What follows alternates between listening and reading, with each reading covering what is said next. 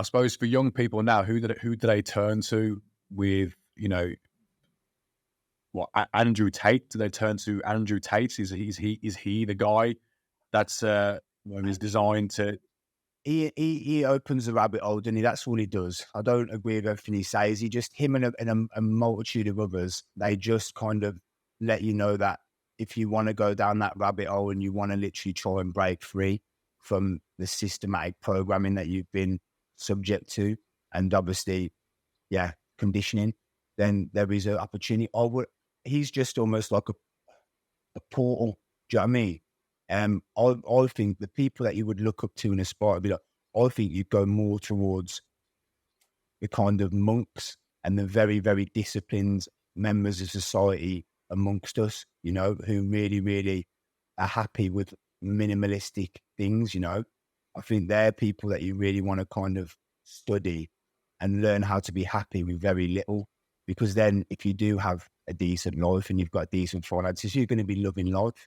You know what I mean? But it's almost to go back in time and try and work out how people were happy and living with a lot less stuff, and then find them people out there and try and study them, and what they do in a daily routine. Everything comes down to your habits. So you need to find people with great habits, and you need to emulate them habits that they do consistently for a long period of time so that they become you. That is literally who you are. It's no longer a habit, it's just who you are. And then you also, what I would say with a lot of these influencers, you want to seek out people who have great family lives and who are happy, not just wealthy, but genuinely happy and have really interconnected relationships with friends, family, partner, ex, children, whatever. Seek them out, because that's massively overlooked. Do you know what I mean? I've gone down the road of obviously following people like Andrew Tate, which I'm like, yeah, he says a lot of right things in order with the system and things like that, but would I want to live his life? No. Do you know what I mean? I don't think it's as warm and cuddly as I would like when I walk in my house and I'm behind them four walls with my family. I think it's quite a ruthless, savage place to live. Do you know what I mean? But he enjoys it, fair play to him. But I like that when I'm out in the world. I think that's totally the correct way to be, to go and carve out the life you want. But I also believe in family and community, and then having a safe refuge to come home to. So I would seek out, for me, Tony Robbins is a great person to look at. He's been around in the self-development game from the very start. He goes from strength to strength, doesn't look a day older. Yeah. He's beautiful, interconnected relationships with his family, his children. And he lives in service. He helps millions of people per year. He would be a very good star, I would say, if to anyone watching. For me, I look to him. He certainly has really useful information. He's also what I call a dopamine machine. He keeps you on that dopamine track, because his events, although most of them are, you can probably go to an event, a Tony Robbins event, and you can probably learn something there. I'm not saying you can't learn something, but it's mostly just about making you feel good, hitting those highs. You write some goals down, you do your vision board or whatever, and then, after about a week or so of not being there, people just they come back down, they come back to reality, and then they go back to the normal selves. There's no real work done. It's just a big party almost. That's how I see his events. He's a very, very good marketer. Yeah. He's Tony Robbins, and he's also trained in NLP. A lot of his stuff is just NLP rebranded. Yeah. So there's also that to be aware. I'm not saying he's not a good guy to listen to, because he is actually. I used to listen to him a lot, and I've read a lot of his books back in my early 20s. Really useful guy and around business and various things. But there is that element that I've just described that people need to be aware of. He is a dopamine machine. Yeah. He's going to use people to keep to put them on that Ferris wheel of, come to the events, big party, let's jump around and feel good, and let's write some goals down and vision board, and how do you see your future and all this stuff. And then a week later, they go back to their office job. Yeah, Nothing's changed. and it's quite a You know? quality experience. I know my girlfriend, one of her friends, was a chaperone, I think, at one of them events, and Right. she said it was very, very cozy. Oh, he is. You know what, the guy's he's doing positive stuff in the world. Do you know what I mean? He's a positive force for change. So it'd be whatever he wants to do. Oh, on the whole, absolutely, I totally agree with he does great things. I've learned a lot from him, but I'm just saying there is an element behind him that people need to be aware of. They need to be, because it's very easy to get caught on that self-development, personal development track. Being a seminar guru, going to loads of seminars and thinking that you're going to make positive change in your life, when really you're just repeating the same habits over and over again. I'll tell you another one then. So Sadhguru, it was a really, really good one for me. Yeah, he's I like him.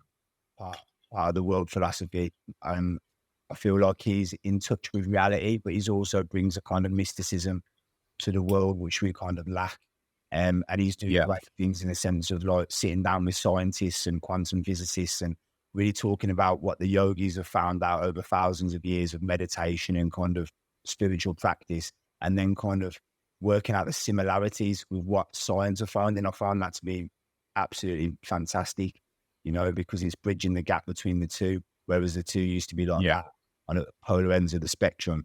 I really feel like he's the bridge. And then I think the more that happens, the more we're going to come into a much better future.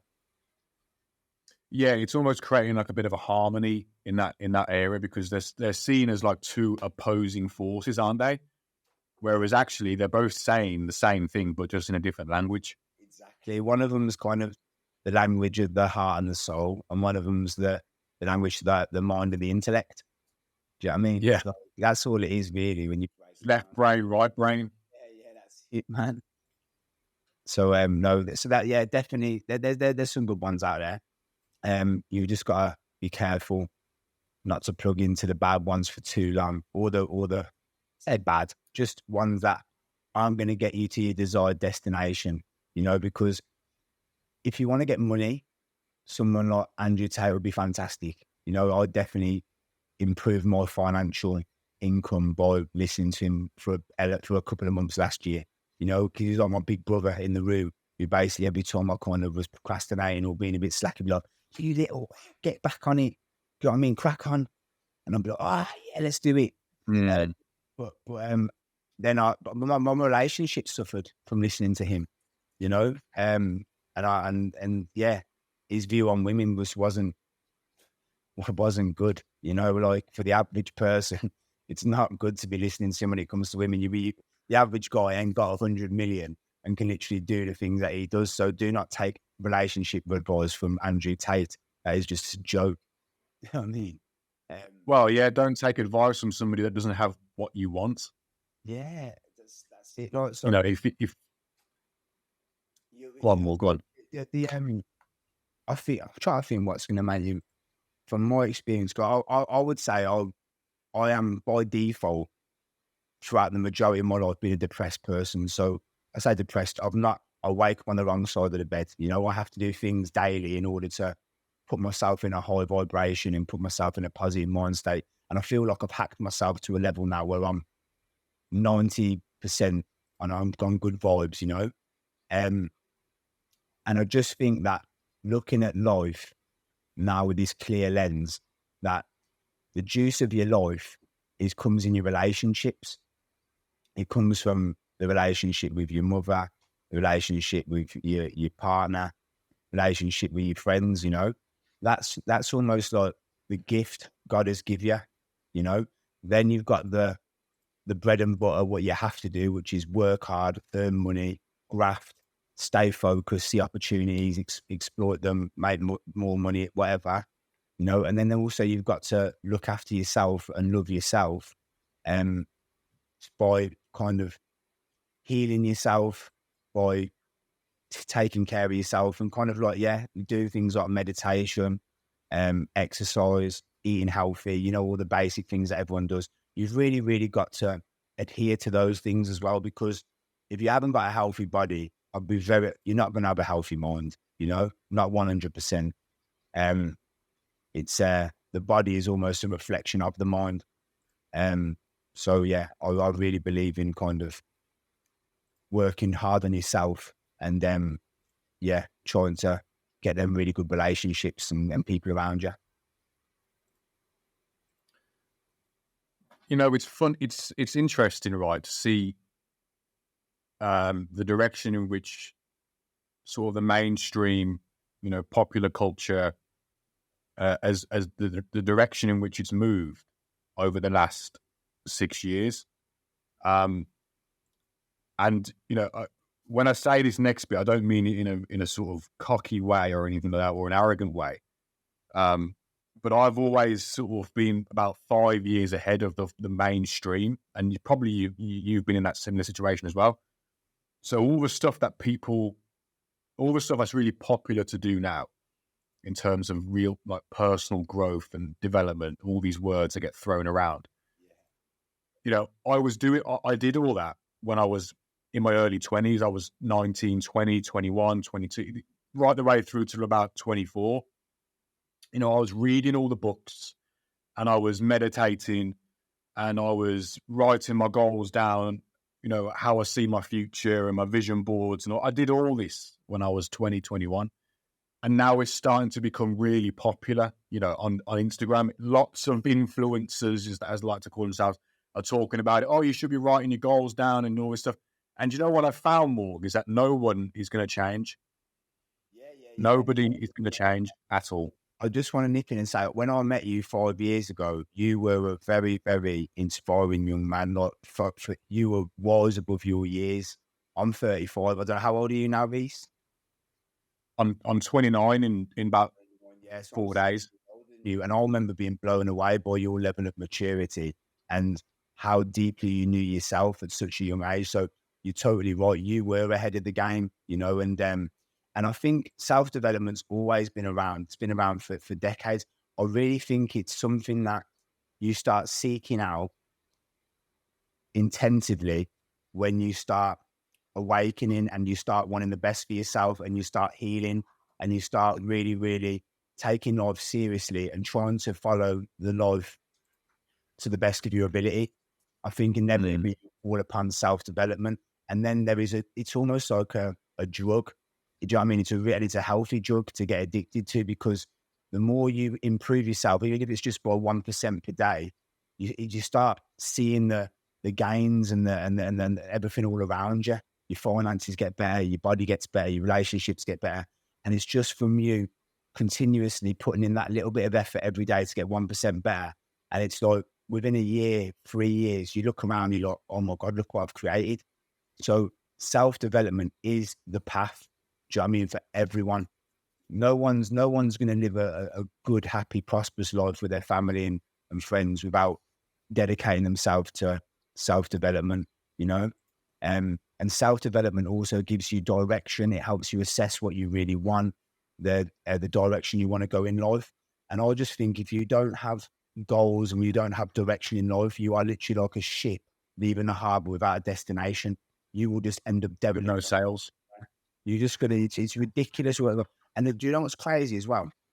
People are so brainwashed that they would literally work so hard, 60 hours a week, to work on someone else's goals and dreams, and not think that their dreams and their goals are the most important thing, and that they should wake up a little bit earlier and literally write down their goals and start chasing them and doing their self-development before they even think about working for their boss. Do you know what I mean? Like, I'm not going to swear in that, but F their boss. Do you know what I mean? Work for you. Do you know what I mean? Yes, you need to earn money, but you need to become the best version of you. Do you know what I mean? And that should be the number one priority. Because if you don't, everything will just come crashing down upon you in the end.